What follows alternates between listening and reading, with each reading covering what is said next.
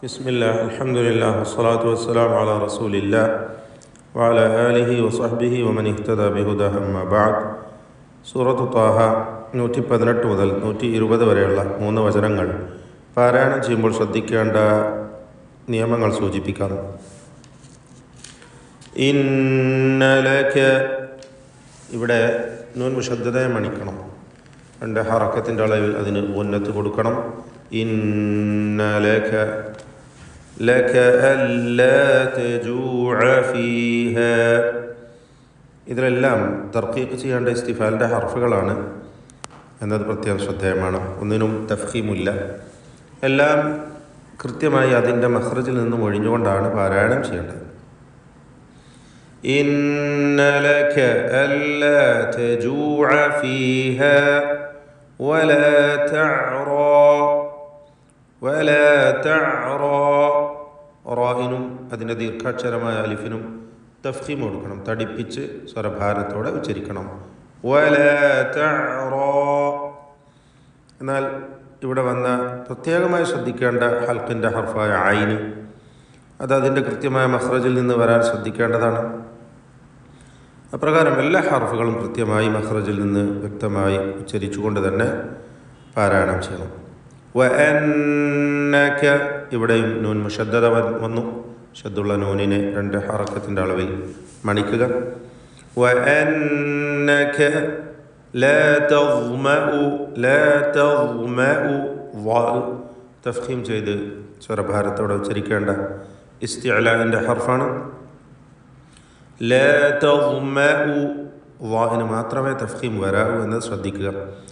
വാഇനെ തഫ്ഖീം ചെയ്യാൻ ഉദ്ദേശിക്കുമ്പോൾ തൊട്ടു മുമ്പിലുള്ള തായിന് തഫ്ഖീം വരുന്നത് സൂക്ഷിക്കണം.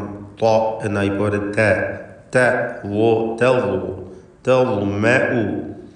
ശേഷമുള്ള മീമിനും തഫ്ഖീം വരരുത്. അത് പ്രത്യേകം ശ്രദ്ധിക്കേണ്ട ഒരു കാര്യമാണ്. ലാ തഗ്മഉ ഫീഹ വലാ തദ്ഹ. ദ്വാദ് പ്രത്യേകം ശ്രദ്ധിക്കേണ്ട അക്ഷരമാണ്. അതിൻ്റെ മഖ്റജ് നാവിൻ്റെ അരുനീളത്തിൽ, സൈഡ് മൊത്തത്തിൽ നീളത്തിൽ മേലെ അണപ്പല്ലുമായി ചേർത്തുകൊണ്ടാണ് ദ്വാദ് ഉച്ചരിക്കേണ്ടത്. എന്നാൽ നേരത്തെ ലാ തഗ്മഉ എന്ന് പറഞ്ഞപ്പോൾ ദ്വാദിൽ നിന്നും പൂർണ്ണമായും വ്യത്യസ്തമായ മറ്റൊരു മഖ്റജിൽ നിന്നും ഉത്ഭവിക്കുന്ന അക്ഷരമാണ്. വാഇൻ്റെ മഖ്റജാവട്ടെ നാവിൻ്റെ അറ്റത്തിൻ്റെ മുകൾ ഭാഗം മേലെ മുൻപല്ലും ചേർത്തുകൊണ്ടാണ് ഉച്ചരിക്കേണ്ടത്. ഇവ രണ്ടും പരിശീലിക്കുവാൻ പറ്റിയ ഒരു വചനം കൂടിയാണിത്. വാഉം ദ്വാദും.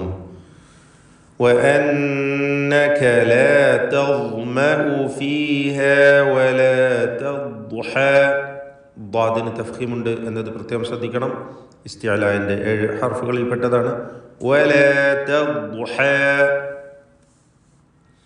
ഫവസ്വസ, ഇവിടെ ശ്രദ്ധിക്കേണ്ട പ്രധാനപ്പെട്ട കാര്യം വാവ് 2 ചുണ്ടുകളിൽ നിന്ന് തന്നെ വരണം എന്നതാണ്. നേരത്തെയും വാവ് ഉച്ചരിച്ചിട്ടുണ്ട്. എല്ലാ വാവും വ്യക്തമായി അതിൻ്റെ മഖ്റജിൽ നിന്നാണ് ഉച്ചരിക്കേണ്ടത്. 2 ചുണ്ടുകൾ വൃത്താകൃതിയിലായിരിക്കും വാവ് ഉച്ചരിക്കുമ്പോൾ. ഫവസ്വസ, ഇവിടെ ഫാവും ശേഷം വാവുമാണ്. ഫ ആണെങ്കിൽ താഴെ ചുണ്ടിൻ്റെ മധ്യവും മേലെ മുൻപല്ലിൻ്റെ അഗ്രവുമാണ് ഫഇൻ്റെ മഖ്റജ്. എന്നാൽ വാവ് പൂർണ്ണമായും 2 ചുണ്ടുകൾ വൃത്താകൃതിയിലാക്കിക്കൊണ്ട് ഉച്ചരിക്കേണ്ട അക്ഷരമാണ്. ഫവസ്വസ, ആവർത്തിച്ച് പറഞ്ഞ് ശരിയാക്കുക. ഫവസ്വസ ഇലൈഹി അശ്ശൈത്താൻ. ഈ പദത്തിൽ ത്വാഇനും അതിൻ്റെ ദീർഘാക്ഷരമായ അലിഫിനും തഫ്ഖീമുണ്ട്. തടിപ്പിച്ച സ്വരഭാരത്തോടെ ഉച്ചരിക്കണം. ഫവസ്വസ ഇലൈഹി അശ്ശൈത്താനു ഖാല എന്ന് പറയുമ്പോഴും ഖാഫിനും അലിഫിനും തഫ്ഖീമാണ്. ഇസ്തിഅലാഇൻ്റെ 7 അക്ഷരങ്ങളിൽ പെട്ടതാണ്. ഫവസ്വസ ഇലൈഹി അശ്ശൈത്താനു ഖാല യാ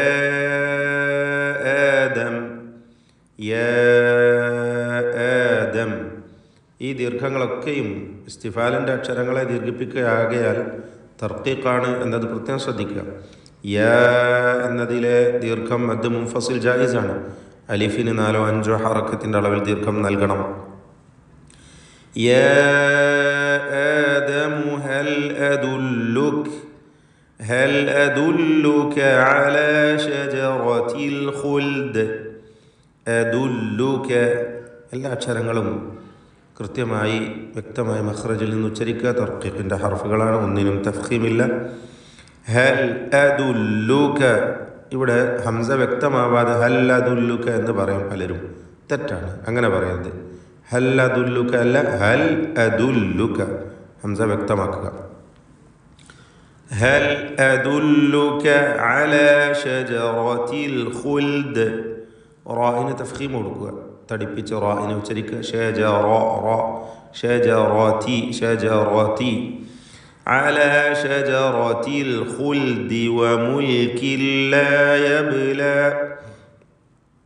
അൽ ഖുൽദി എന്ന് പറയുമ്പോൾ ഖാഉം തഫ്ഖീം ചെയ്യേണ്ട ഇസ്തിഅലാഇൻ്റെ അക്ഷരങ്ങളിൽ പെട്ടതാണ്. നിസ്ബിയ തഫ്ഖീമാണ്, ളമ്മായതുകൊണ്ട്.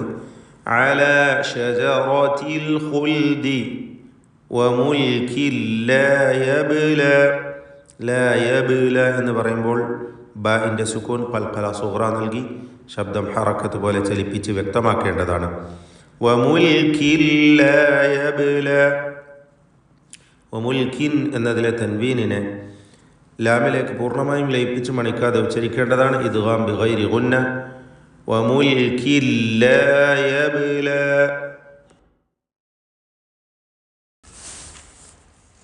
أعوذ بالله من الشيطان الرجيم.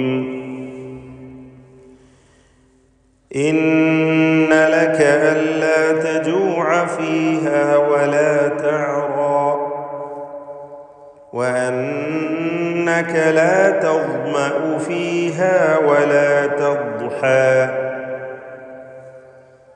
فوسوس إليه الشيطان قال يا آدم هل أدلك على شجرة الخلد.